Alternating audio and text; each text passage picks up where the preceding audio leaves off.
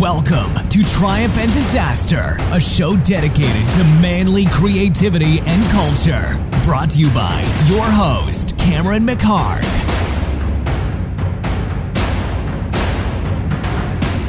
Hey guys, it's Cameron. We're back for another episode of Triumph and Disaster. And you know what? Before I start, I was going to ask you guys, you can email me at triumphanddisasterblog@gmail.com. I was thinking about maybe doing a different intro. When I first started this podcast, it was over a year ago. I think it was damn near a year and a half ago or so. And, I in the beginning, I had like the Conan from the movie, the soundtrack. I had that for the first episode or two, and I didn't want to get in trouble. So I found this guy in Canada that did this thing, this whole, hey, Triumph and Disaster, this whole beginning that I have now. Did a good job, but I'm kind of thinking about maybe changing it. So let me know what you guys think. And if you have any other comments, email me at triumphanddisasterblog@gmail.com, and I'll get back to you. I always answer everything. So anyway, Fahim Anwar, one of my favorite stand-up comedians. I actually, I met him. I knew him from when I worked at the Comedy Store. I was there for about a year and a half or so, a couple years ago. And him and Lance Cantstopolis.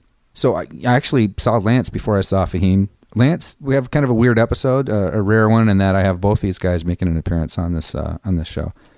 So stick around for Lance. Lance is I don't even know how to introduce Lance. He's a phenomenon all in his own.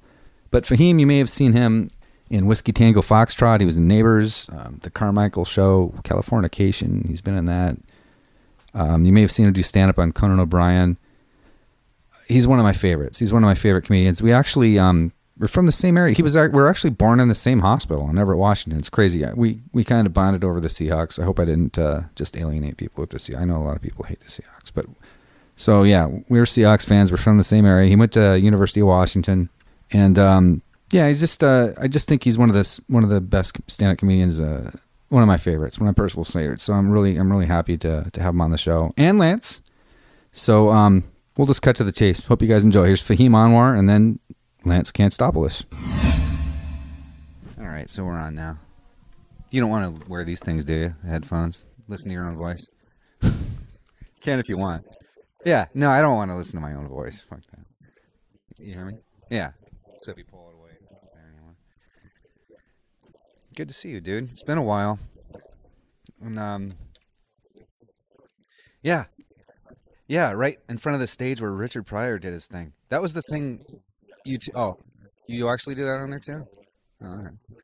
I was going to ask you if you're going to be here tonight. Not. Do you know if Lance is here too, or just?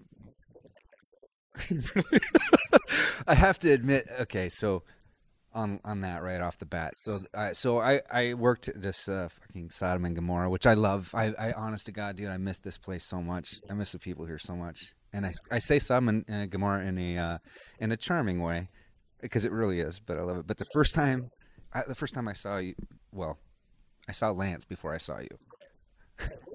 Yeah, that was the intro in the hallway, and Lance was warming up and kind of getting his adrenaline going and stretching a little bit, maybe a couple Chuck Norris kicks, and to tell you the truth, I wasn't 100%. I thought it was. I didn't know that was a. I thought Lance's mullet was genuine. I'll say that much about Lance. A different guy.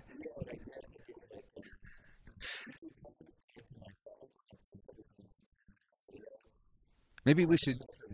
You want to explain here, Lance?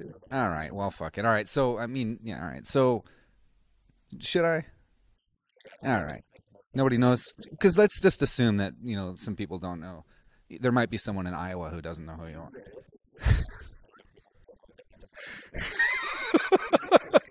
Lance Cantstopolis, like the Greek Cantstopolis. Can't stop it.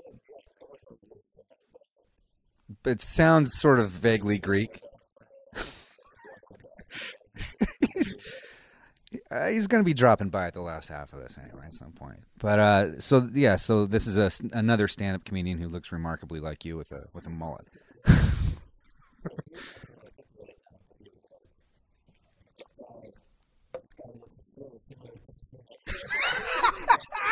Are you serious? He was suspicious.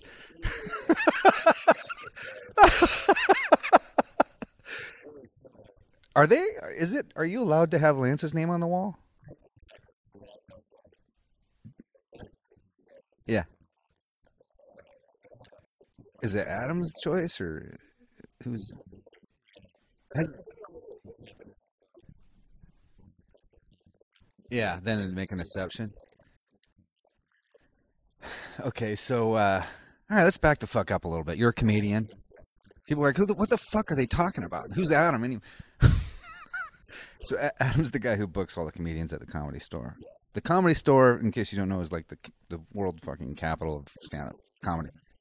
Yeah, and it's blown up since I was. So I worked here a while back, and that's how I met Fahim here. And this is a couple years ago now. I was here about a year and a half, I think. And Adam Egget, he's the guy who books comedians. It was Tommy. I was here, so I saw the shift. I saw the transition begin. So this place has had a huge renaissance since then. It's like it's kind of a new golden era at the Comedy Store, right? I would say so since maybe like what the '80s, maybe early '90s, something like that. That Richard Pryor and Kennison and all those guys. Yeah,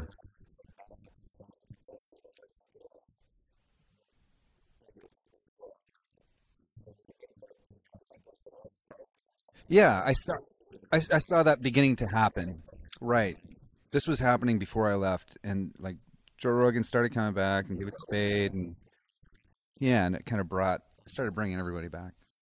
Um, but that's how I met you, and then found out that we grew up in. Did you grow up? Were you born around the Seattle area? Where are you from originally? You're fucking kidding me. That's where I was born, Providence and Everett. And I always say Seattle for very good reasons. If you're from up there, you don't, and you probably don't even. It's pretty. Yeah, that's funny. I had no idea you were born up there. Yeah. But did you grow up in the like the Everett burbs, or like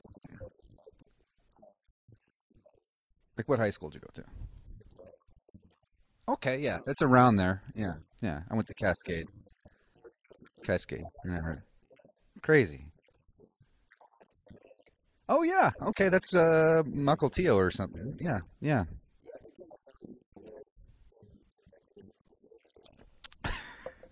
So if people don't know Linwood, just I instantly think of Camaros and like neon windshield wipers and in Linwood. That's the thing that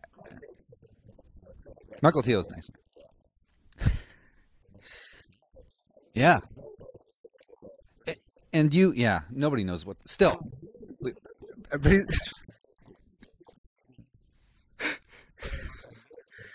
um, so you have like a weird, and then so you have a weird route to comedy though. You have an unusual route, right? You wasn't it like some sort of aerospace engineering or something?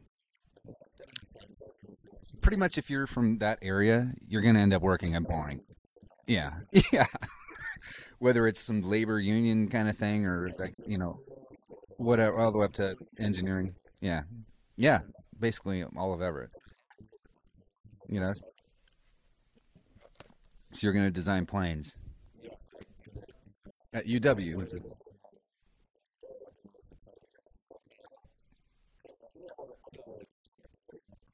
Oh, you did?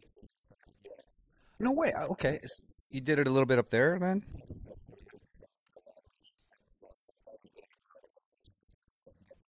Yeah,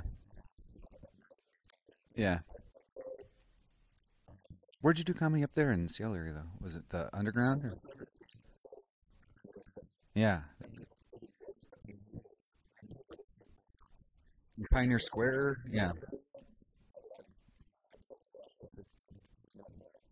Uh, that's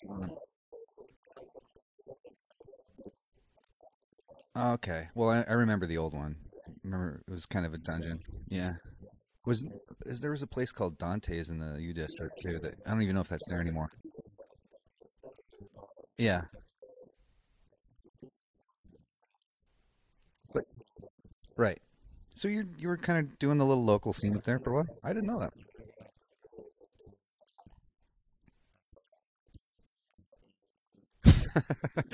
It's at the Radisson, you know. Okay. Yeah.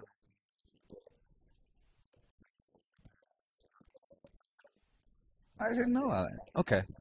So, but you came to Long Beach and were working as an engineer. And how'd your folks feel about you making a transition to what you're doing now? Yeah. Yeah.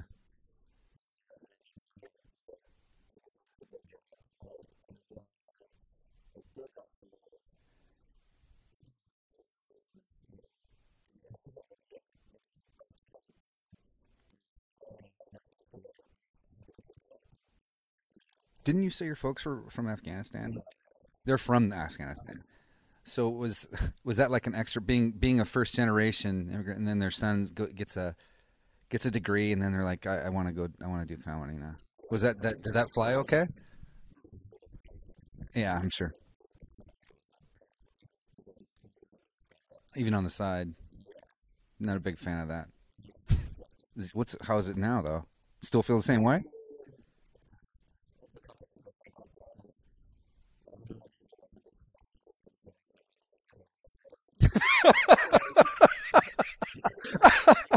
Without like half your face dropping at some point?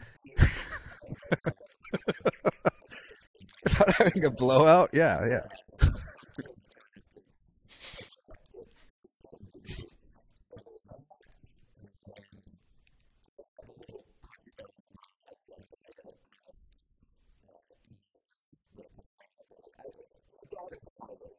Yeah.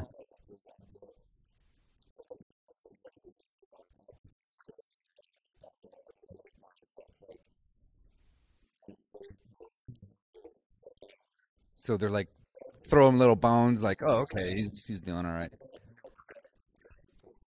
I'm such an asshole for doing this without saying Whiskey Tango Foxtrot. I know you're in that. I didn't see it. Well, you're in it. Well, you know, like, I should know that. I mean, I know that you're in it, but I don't. Yeah, right, like that guy. Yeah, right, right. Yeah, that's the way it is with most people here in some way. But you're right. Yeah, but you're all right. But yeah, all right. But you're actually, but you did a special or two fairly recently, didn't you?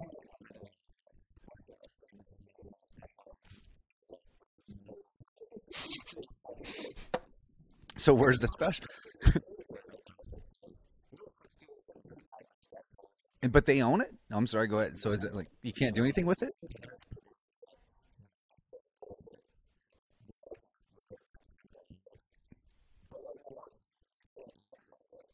Oh, fuck. I've seen some clips from it.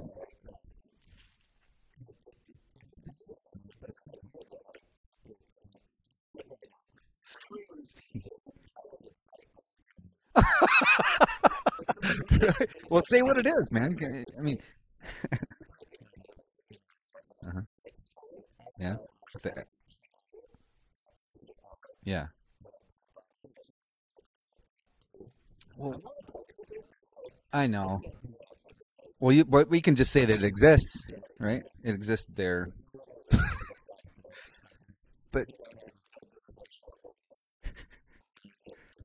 But can you do that exact same set again, like as a Netflix thing or something, or is there some kind of legal thing involved?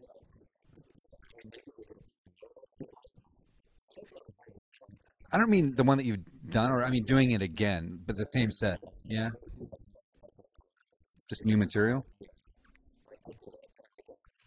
Yeah. Well,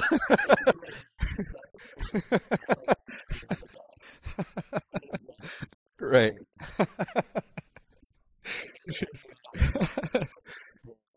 Do you think Lance will get a special at some point?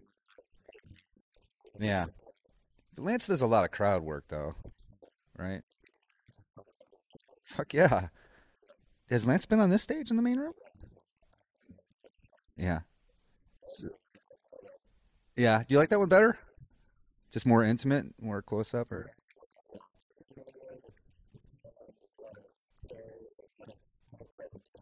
Yeah.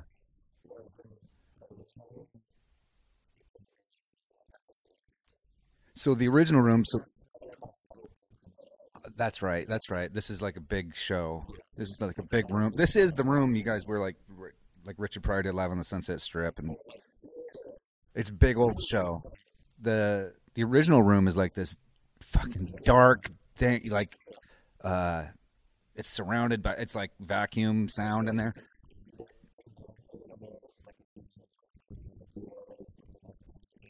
You can be more subtle in there. You're right. Yeah, I see. I see. Right, right. You can't really experiment really as much in here. Yeah. Yeah, if you're Dave Chappelle, you can go up there and talk for 5 hours, and he does. And it's interesting the whole time. Yeah.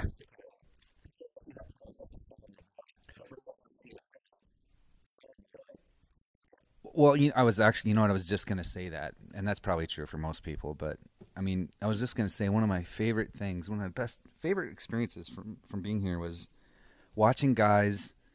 I won't mention names, but I mean, and you too, just developing new stuff, but watching guys get to a certain point where there's like a turning point.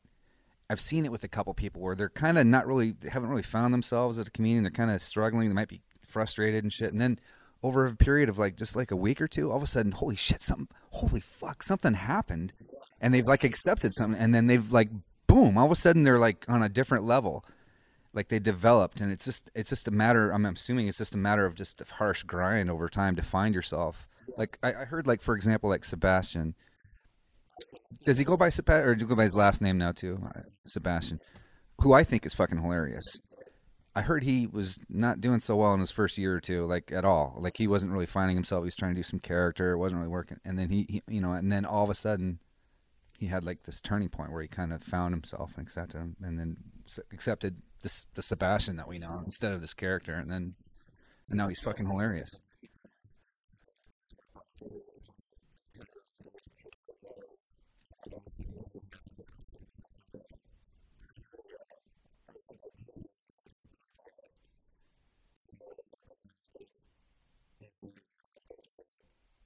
Somehow combined. That's interesting you say that because this is another phenomenon. And I used to kind of talk with guys out in the back when they were smoking or whatever. But like I grew up with some guys to this day I think are some of the funniest motherfuckers. Like piss my pants laughing, funniest. But there's no way they can get on stage and do what you do. It's a completely different thing, isn't it? It's a weird dynamic that way.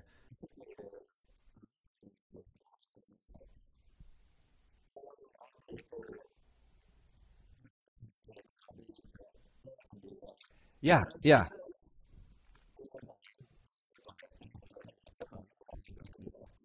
right, right.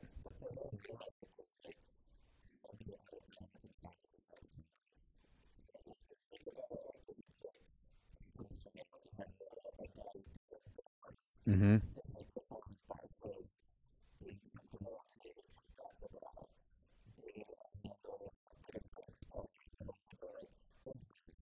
Mm-hmm. Yeah.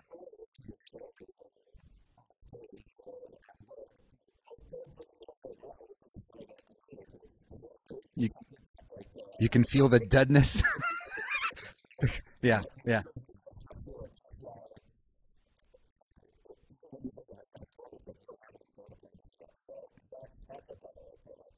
yeah.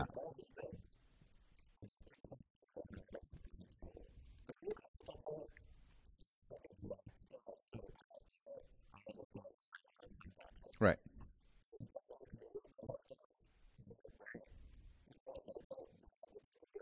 right, right. Yeah, right.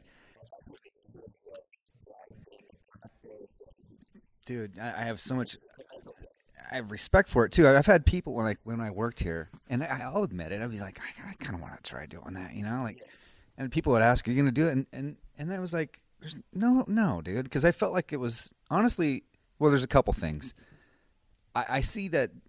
I actually had respect for you guys. I know what you guys do. I mean, I know what you go through, and I don't fuck. I don't know how you do it. Like the shit eating, which is inevitable, is so brutal. It's so brutal, and it takes so much time, and you have to have a need.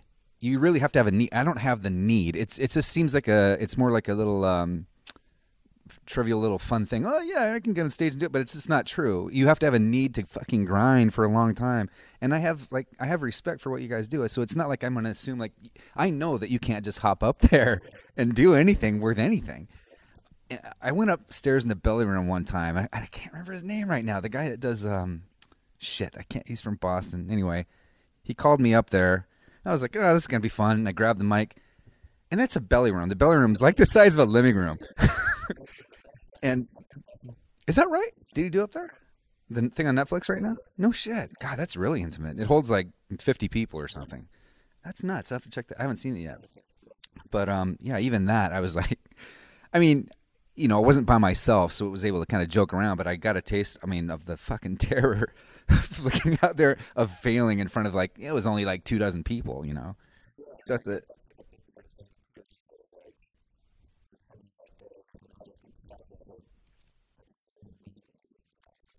Mm.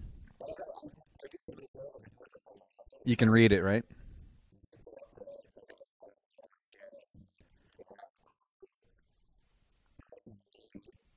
Right, right, right, right, right,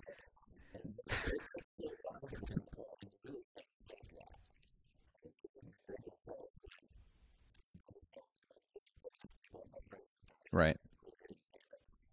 And they do those typically in the belly room. Yeah.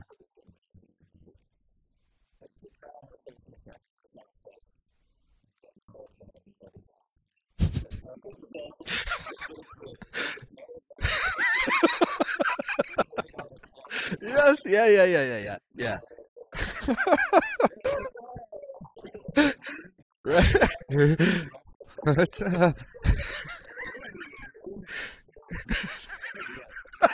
that's actually that would be funny. And he's super cool, wearing like a funny t-shirt. Yeah. Yeah. Yeah.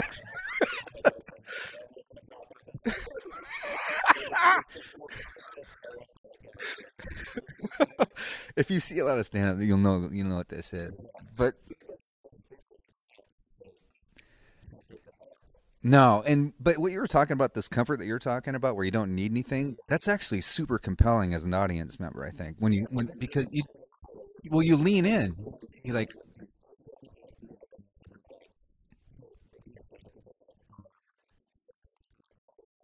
right. That's true. That's true. Yeah. Oh my God. But when someone is to the point where they're almost like when you're trying things out right off your cuff and like it almost doesn't really like matter if it works or not, like you said, and there's like maybe some really subtle shit. I think that's where I think the genius is. And like I don't know, I'm one of these guys where I was here for a while, and this place is a harsh grind. Like comedians, they're supportive, but they're hard on you. They'll trash you if you're dying, and it becomes this harsh down spiral. It's really funny. Is there? Yeah, yeah. Well, this is usually late night though, like kind of more after hour. Um, where was I going with that? What were we just talking about? I had a little minor stroke. Uh, yeah, fuck. Well, I just live on mic just had a stroke and forgot where I was going. uh, oh yeah. So no, I was gonna say. I feel like that stuff where you're almost that's where it's almost like the comedians stuff, or the comedians comedy stuff, when it's like you're not really doing it for the audience, but you're kind of winging, almost kind of mumbling things to yourself, and it's funnier and shit. You're not like really performing for the audience. Right. That's what I'm talking about in particular, actually.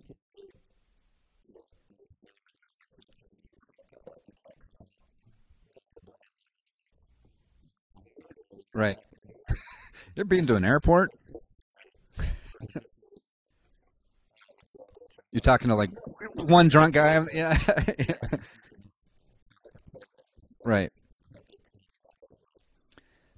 but that's where like it's kind of funny. Well, bringing it back a little bit to the engineering thing, like, and I mean, comedy is it's completely subjective, right? You can't, but I have like a harsh judgment, and this goes not outside of this. This goes into life. Like, I really think humor and intelligence are closely related. So, like, if people don't get things, kind of like, not so bright. It's not even about taste. It's like not so. So, when it comes to audiences, do you feel like I don't want you to say that necessarily, but can you get you can at this point have a pretty good gut feel right when you're maybe from watching people before you to if they kind of have a certain if they're able to get certain things and if things are going to work or not. Do you know what I mean? Like this crowd, I don't know if this certain thing is going to really fly with this crowd or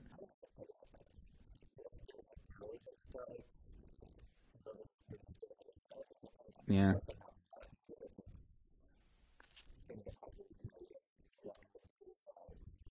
With what sort of culture or subculture kind of a thing? Yeah. Then you bring a ukulele? Oh.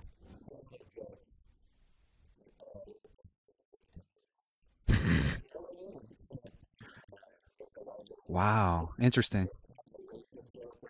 Yeah.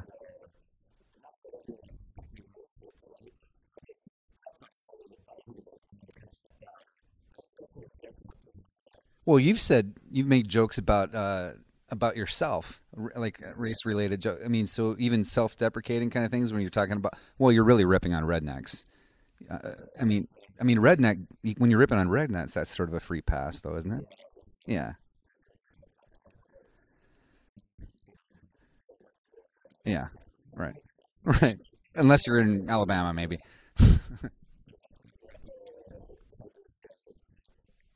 Like,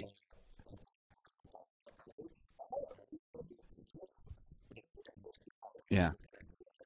Yeah. Yeah. Right. Right.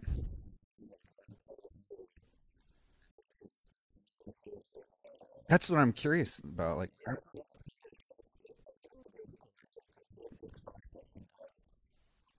and tourists. I mean, from all around the world too. Right. Right. Right. I can imagine. You had some bit about like a football game and having the jersey on, and that's what I was kind of thinking of in like Orange County or something.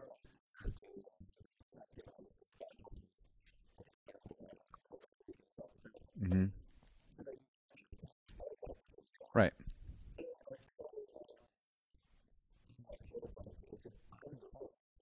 That's yeah, yeah. Wow. Sure. Absolutely. It transcends that little crowd. Right. Right. Yeah. So the special, God damn it, that pisses me off that it's sort of in limbo like that. Well, what do you want to do next? Speaking of special, I mean, do you want? Are you writing another like 1 hour? Was that 1 hour? Yeah, it was 1 hour.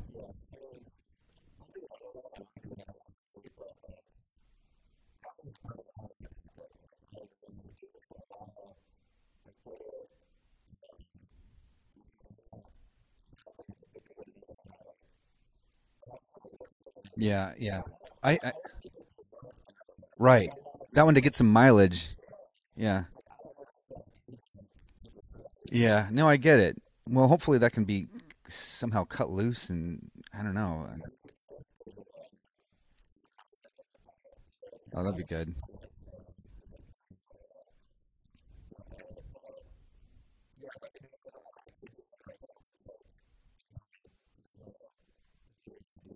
I hear you. But you work on new material a lot. Right? Do you? So I mean, do you write like every day? Do you have like a daily discipline, or do you? Okay, you keep your eyes open at all times for like observations. Yeah,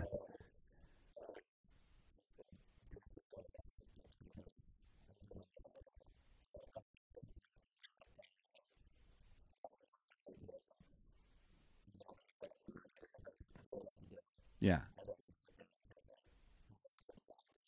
Or do you just tweet immediately? So that's like an instant joke.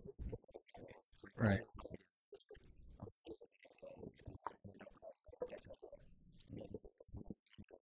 Right. Some things in a tweet, or it's almost like an art in itself. A joke, the joke, the timing in a tweet, the way it's written, it's like a musical note almost, I think.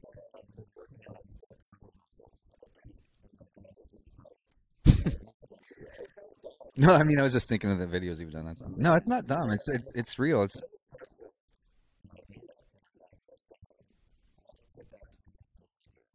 right.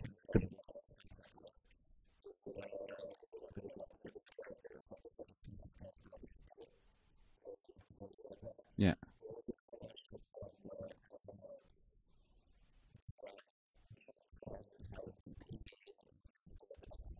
Right.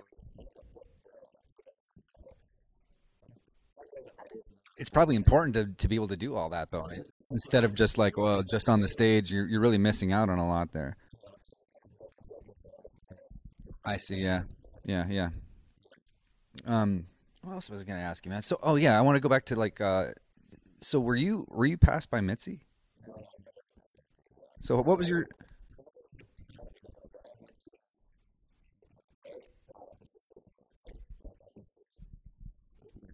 Do you want to explain what passing and who Mitzi is, by the way, just in case?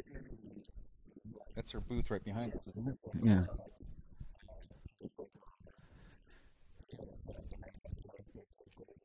That's Mitzi, right?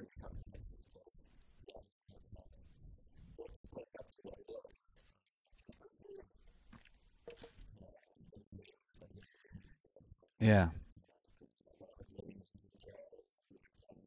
She's kind of like the version of like Lee Strasberg founded the Actors Studio. She's kind of like that for comedy in a way, right? Like she knew she had a real talent herself, obviously, and she knew how to like to train it, sort of to enhance it. Yeah.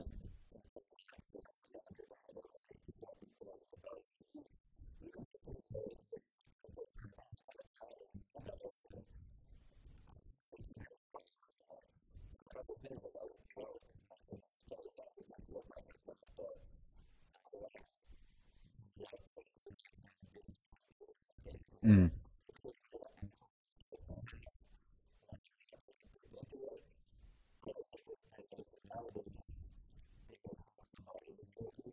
Yeah.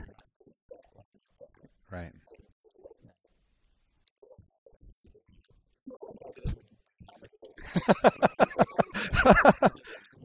Like how long? Like what are you talking about? Oh wow, shit. Like around midnight?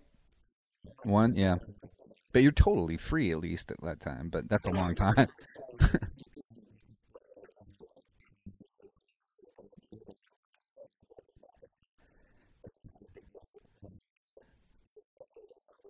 Hanging out with Barris and Schizo and all those guys. Looking back,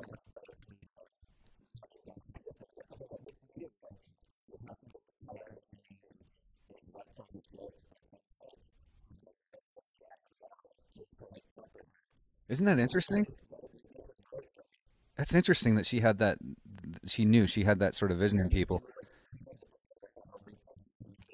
and it's interesting how like I know Louis C.K. was never passed, for example, and this place kind of freaked him out.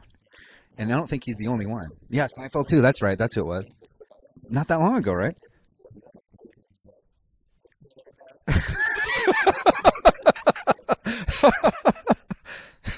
That is, yeah, sure.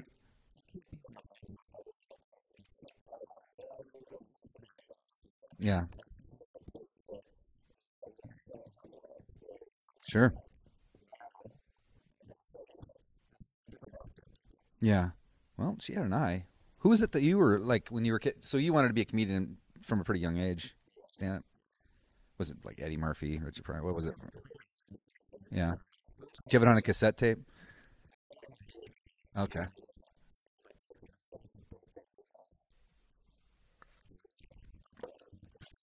Hmm. With the red leather, right? Dillard, yeah.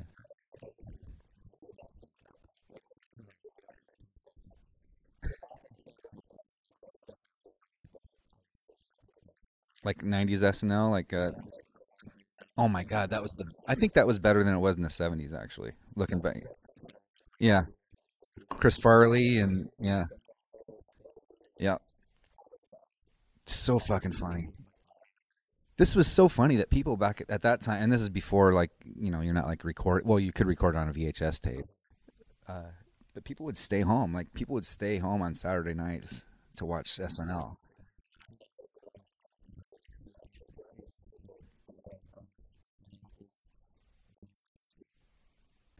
no matter what. Yeah.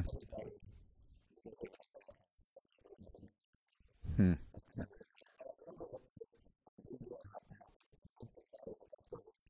Yeah, I know. It's sort of yeah, they wouldn't. Yeah, you'd see the clip that people were passing around the next day or whatever. But right, right. Yeah, but that's the way you did it back then, though. You literally you stayed home. Like if it was like I don't know, Nirvana was the guest band or whatever, and you're gonna stay home and watch it.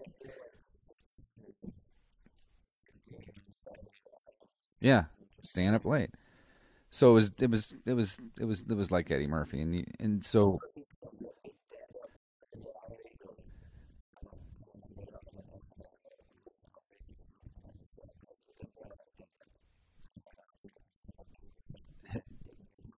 did you ever mess around with that? Did you ever mess around with the idea of trying to audition for like SNL or Mad TV or any of that stuff back in the day?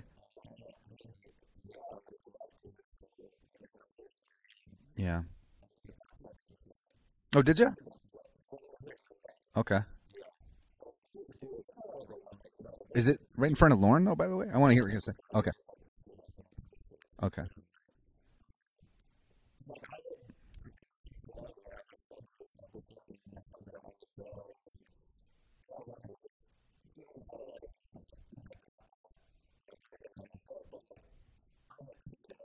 You did it.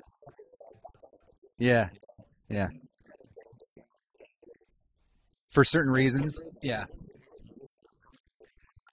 And you realize it's almost like you proved it to yourself. You're like, okay, I could do this. Like I did it, and instead of like getting some kind of validation outside from. It's more like,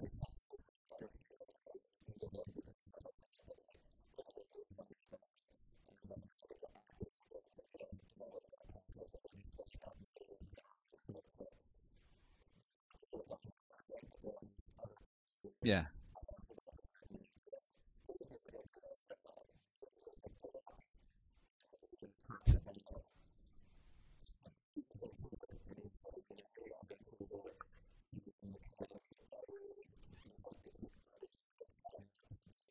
yeah, uh huh. Oh yeah, I think I read some about that. And then somehow that led him into the wrestling thing or something.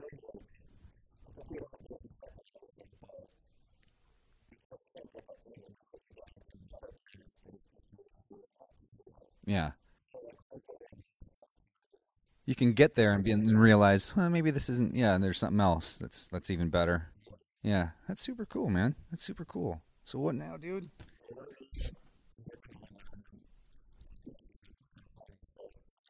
A sketch show. That's ironic.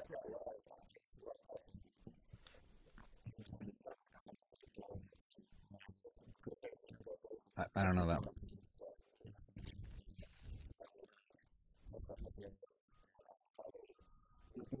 Oh, he's funny. Oh, that's cool. Right.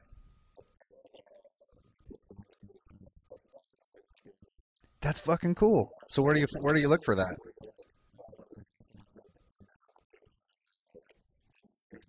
Right.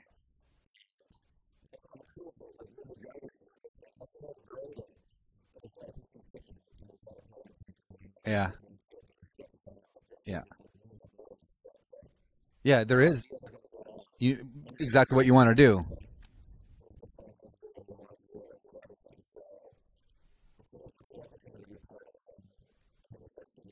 Okay, I was just going to ask about that. And then, so what would you? How would you do? Just follow you on Twitter to keep up on that, or where'd you look for that? Twitter. Yeah. All right. I'll just post shit on there when it's coming. All right. Cool. All right, man. Well, I heard that. I heard that. Lance might. Is he? Do you mind if you want to get on the mic? So this is Fahim. Thanks for coming, dude. Thanks for coming, man. I really appreciate it. Thanks, bud. All right. Yeah.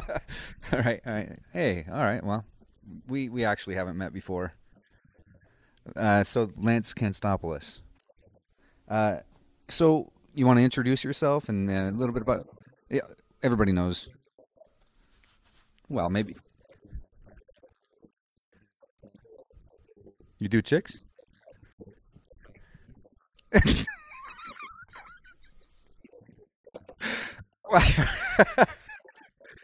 Sure. You're not in any. There's no hashtags about you. No. Sure. Hashtag good time. Sure. Oh, that.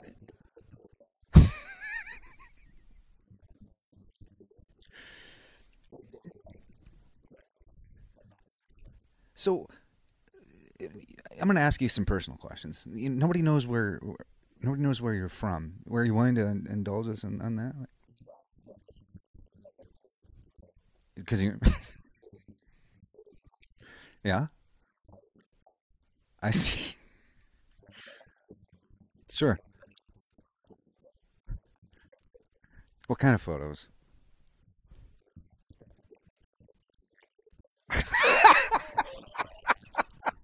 You think I'm painting you into a corner? I'm a. You're not friends with Franco? You know him though. Come on. Okay. Hmm. Yeah. Have you read his book about how to pick up chicks? He has a book. Well, that's in the book. First nut rocket. Yeah, I think that probably helps. That probably helps a little bit. What are his tips? Number one. Isn't that the same for you though? Or do you have to impress people with your martial arts skills?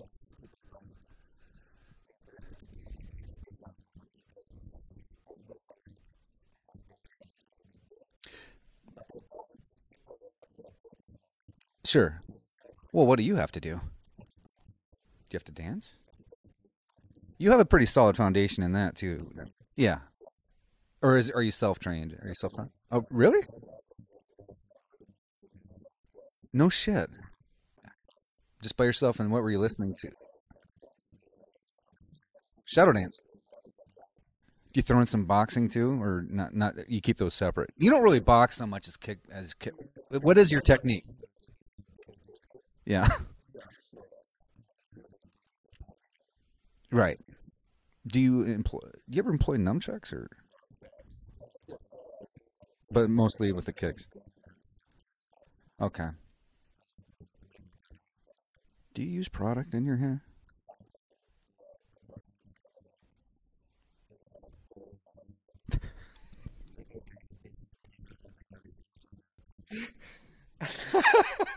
Under oh, okay, all right.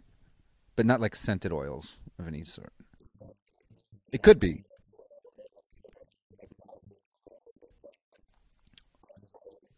Right.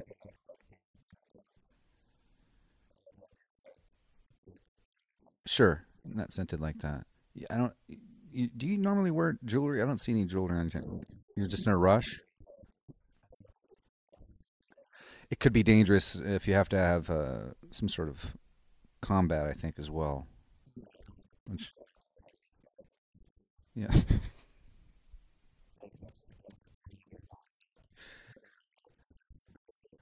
Right. Right. It kind of counteracts the whole point of doing that. How do you get ready for a show? Do you prepare in any kind of way? I've seen you warming up in the hallway before, and that's what caught my interest.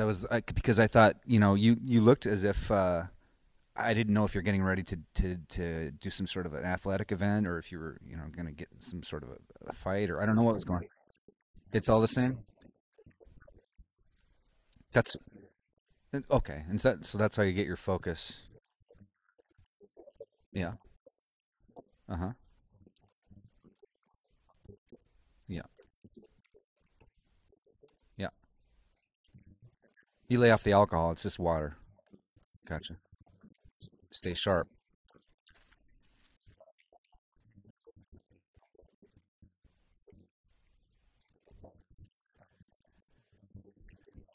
Yeah.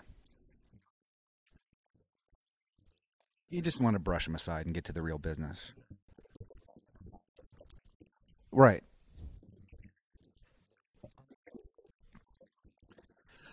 They're the ones who somehow haven't seen. You have a documentary about yourself, don't you? So I don't know how they haven't fucking seen that, but you know, sometimes you can't blame people. Don't always know what's going on.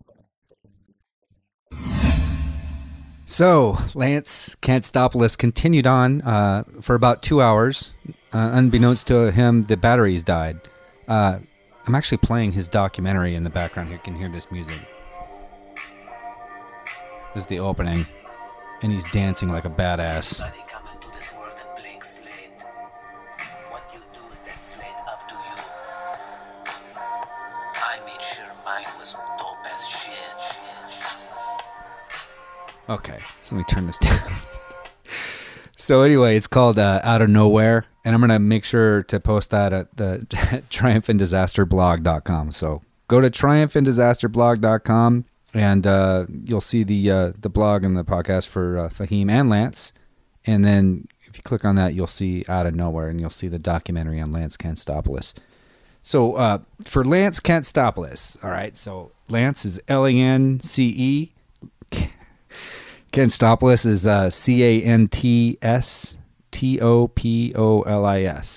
And so you can find Lance on Twitter and Instagram under L Cantstopolis.